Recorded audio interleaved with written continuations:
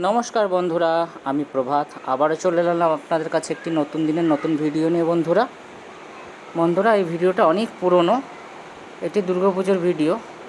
আপনারা ভাবছেন ছেলেটা হয়তো পাগল হয়ে গেছে, এতদিন পর এই ভিডিও পোস্ট করছে। হ্যাঁ সত্যি, মাথাটা আমার পুরো খারাপই হয়ে গেছে, কারণ যখন ভিডিওটা পোস্ট করার ছিল তখন আমি পোস্ট করতে পারিনি ভিডিওটা। তার একমাত্র কারণ, আমি যেই ভিডিওগুলো তুলেছিলাম দুর্গা পুজোতে, সেই ভিডিওগুলো আমি একটা পেন ড্রাইভে সেভ করে রেখেছিলাম, কিন্তু সেই পেন ড্রাইভটা কোনো কারণে আমার হারিয়ে যায়।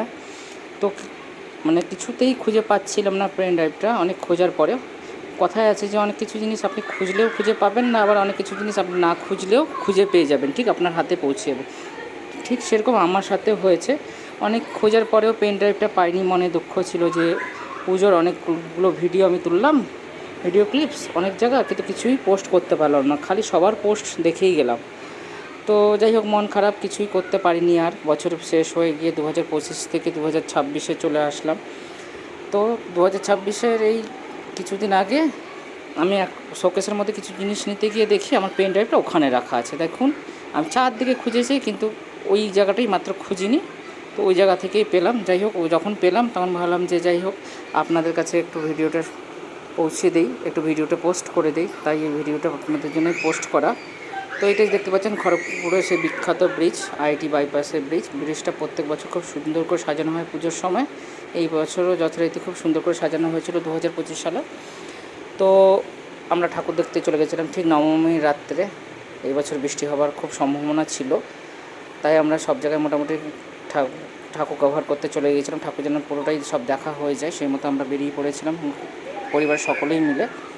আমি যখন হিজড়ি কলেজে পড়তাম তখন এই ব্রিজটা কিন্তু তৈরি হয়নি, তো আমরা আইটির ভিতর দিক দিয়ে ঠাকুর দেখতে যেতাম বা কলেজেও যেতাম, খুব সুবিধা হতো। কিন্তু এখনও এই ঘুরে ঘুরেই যেতে হয় বাইপাস হয়ে, কারণ এই ব্রিজটা হয়ে গেছে। আর যখন কলেজে পড়তাম তখন এই ব্রিজটা তখন সবে শুরু হয়েছে, বানানো স্টার্ট হয়েছিল।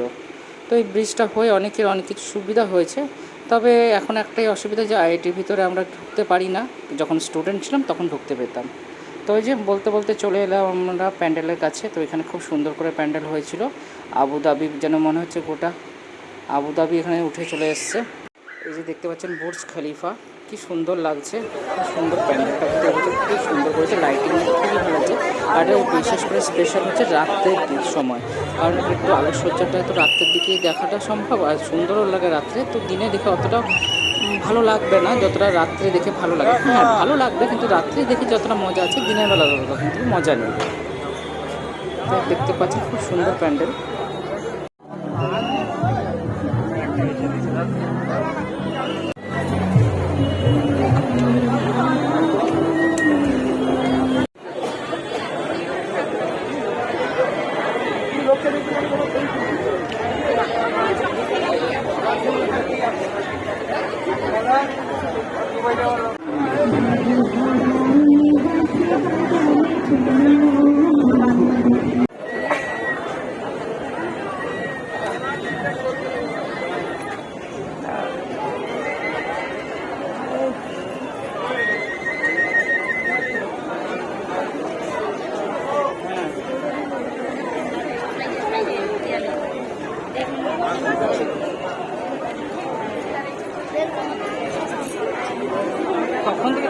থিমকে কেন্দ্র করে প্রতিমা হয়েছে খুব সুন্দর, মা যেন এখানে স্বর্ণময় হয়ে অধিষ্ঠিত হয়েছেন।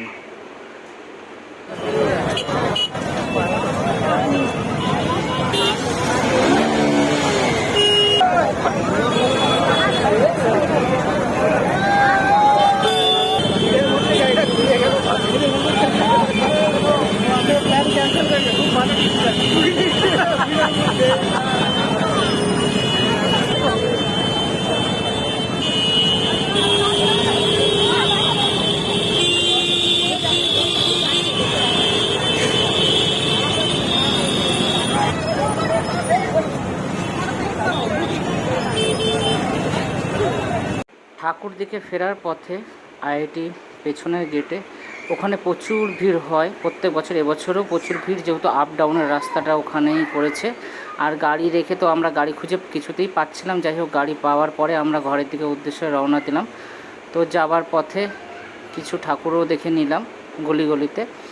তারপরে চলে আসলো বৃষ্টি। হ্যাঁ, নবমীর রাত্রে বৃষ্টি হওয়ার কথা ছিল পুজো থেকে, কিন্তু নবমীর রাত্রে বৃষ্টি হওয়ার ফলে একটা জায়গা আমরা পেলাম শেল্টার, ওখানে কিছুক্ষণ দাঁড়িয়ে গেলাম। ওখান থেকে বেরোনোর পরে আমরা একটা বিরিয়ানি দোকানে বিরিয়ানি খেয়ে দিয়ে পেট পুজো করে বাড়ি চলে গেলাম।